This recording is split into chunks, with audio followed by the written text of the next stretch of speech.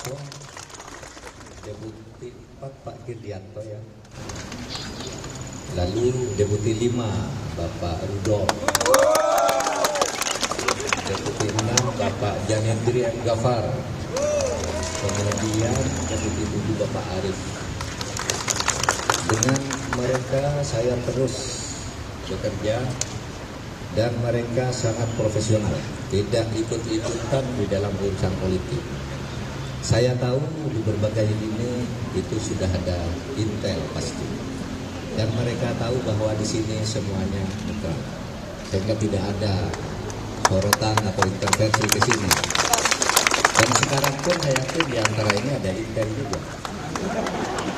Nggak apa-apa, itu tugas negara. Waktu saya jadi Menhan dulu, intel itu adalah keperluan negara untuk melindungi negara. Oleh sebab itu saya suka kemana-mana kalau diikuti intel itu, saya suka dan saya perlu merasa perlu diikuti oleh intel agar yang saya sampaikan itu terekam dengan benar. Dan itu sudah saya tunjukkan.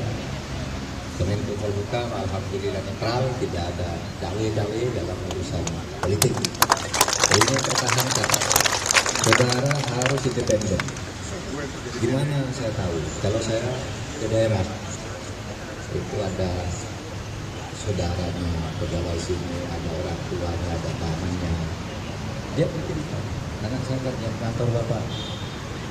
Tapi dia tidak mau ikut-ikutan meskipun punya sikap politik yang jelas. Itu bagus.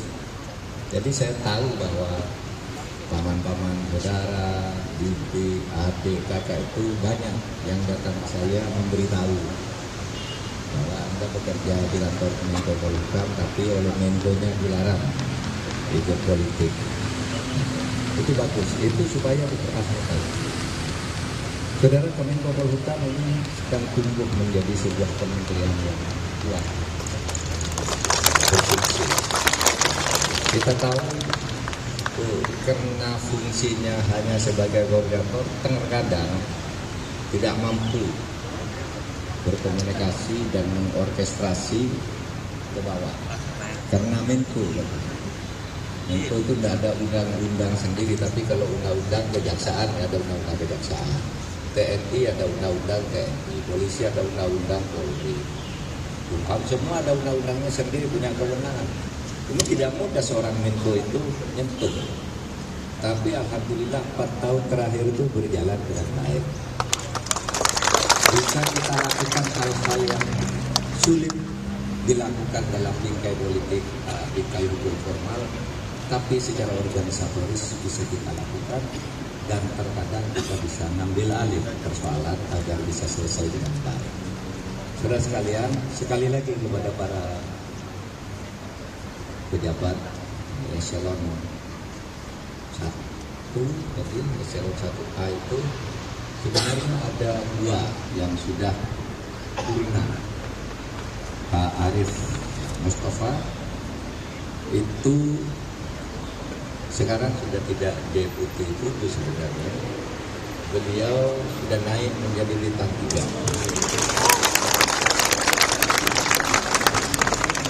Mana orangnya Pak Arif? Orangnya sangat baik, profesional, sama sekali tidak berpolitik. Sehingga pada 1,5 tahun beliau dipindah ke satu tempat. Eselonnya sama tapi perannya lebih kecil. Saya bilang nggak usah, tetap di sini. Kecuali naik ke bintang 3 boleh pindah. Nah sekarang udah naik ke bintang 3. Hutang saya sudah lunas padanya. Saya bilang di sini Pak Arif, biar saya yang bicara dengan Panglima, biar saya bicara dengan Presiden. Pak Arif masih saya butuhkan. Kecuali mau dipindah ke bintang 3 dan sekarang udah bintang 3. Alhamdulillah. Saya juga menyerukan dari sini, teman-teman saya banyak yang sekarang jadi Pangdam, Kapolda, pejabat gubernur, dan sebagainya, pejabat bupati, wali kota, banyak yang diproses dari sini.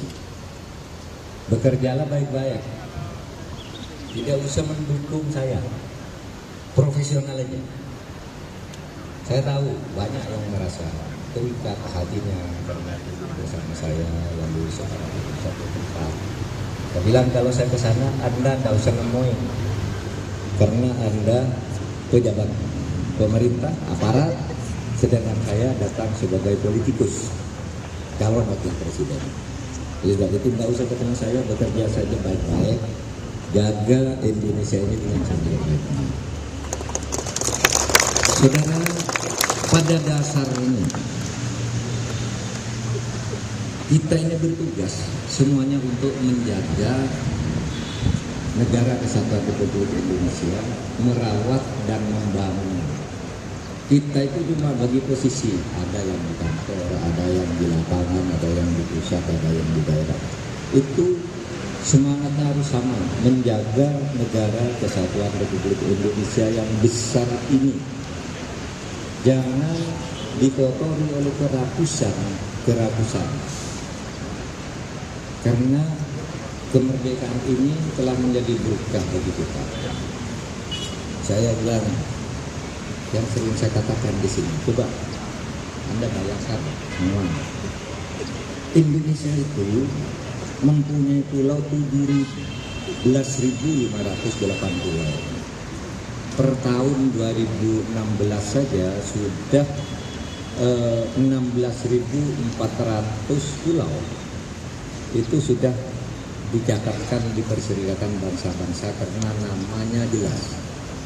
Masih ada pada waktu itu sekitar 1.108 pulau yang belum dicatatkan di Perserikatan Bangsa-Bangsa karena pulaunya ada, namanya belum ada, tapi letak koordinatnya sudah dilaporkan ke sana. Nah ini sangat besar, 17.500 pulau. Ini adalah salah satu negara yang paling banyak pulaunya.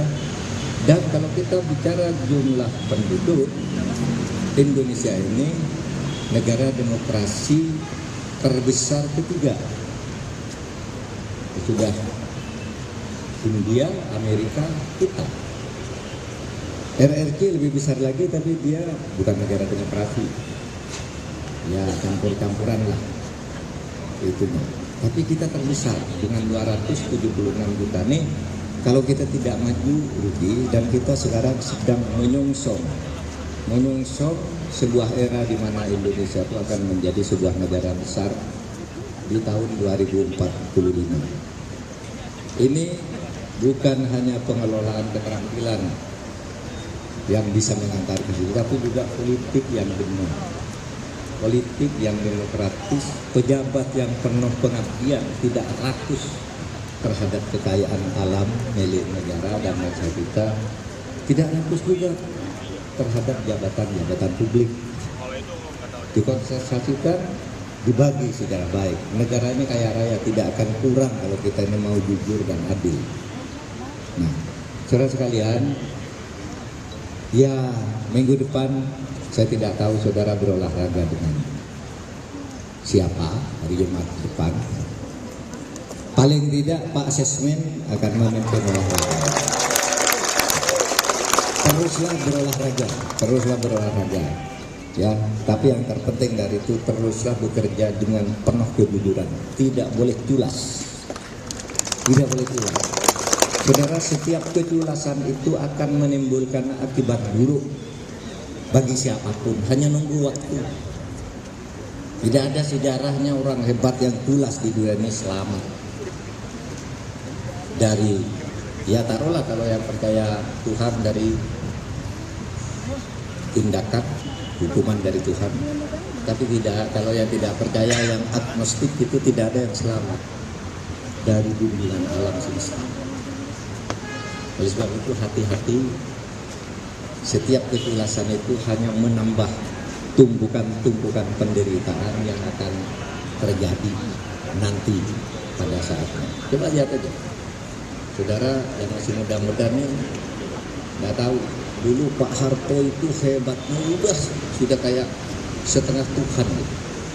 Dulu kalau Pak Harto berdehem itu semua ikut berdehem, saking takutnya. Pak Harto dulu pernah ada krisis Lombok, lalu Pak Harto kampanye sama rakyat nanam Lombok. Terus rapat kabinet disuguhi tempe, disertai lombok. Para menteri sudah makan lombok. Pak Harto makan lomboknya pura-pura, tapi menterinya makan lombok beneran, sampai merah matanya. Begitu kuasanya Pak Harto pada waktu itu. Nah, begitu pun Pak Harto jatuh, semua orang dekatnya pada lari sesudah beliau jatuh. Itulah pun di mana-mana, kecuali orang mau berhati-hati dan menghitung diri. Saya minta saudara netral. Saudara nanti pilihan saudara sikap politik, nanti saudara pilih sendiri, tapi kepada masyarakat netral. Kamu milih ini, jangan tidak bisa ngomong. Saudara milih sendiri aja, milih siapa saja yang diyakini oleh saudara. Jangan terbawa oleh arus, karena kekuasaan itu bergilir. Kekuasaan itu bergilir, pasti ada saatnya akan terjadi pergantian. Nah, saudara sekalian, terima kasih sekali lagi, terima kasih kita dekat selama ini meskipun tidak kenal satu persatu. Saya biasanya kenal dengan eselon satunya. Di sini eselon satu yang belum saya sebut tadi ada Pak Andri Wibowo, itu di bidang keamanan. Ada siapa tadi yang laut, Pak Bupati di bidang dari angkatan laut. Ada Pak Eka, kami dari angkatan udara, Bu Asmat ini dari sipil, apa lagi. Dan mulai hari ini staf khusus saya akan saya pecat semua untuk ikut saya. Imam Marsudi ini staf khusus saya. Mulai hari ini saya pecat karena ikut saya. Kemudian Pak Rizal Mustari, kemudian Pak Irwin Muslimin. Nama tadi ada tapi Pak Irwin. Pak Budi Kunjoro. Nah itu.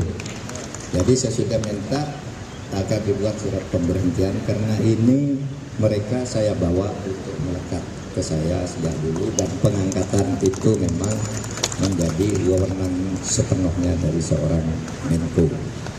Tidak perlu izin kalau untuk memberhentikan itu. Saya kira sekian, terima kasih. Assalamualaikum warahmatullahi wabarakatuh.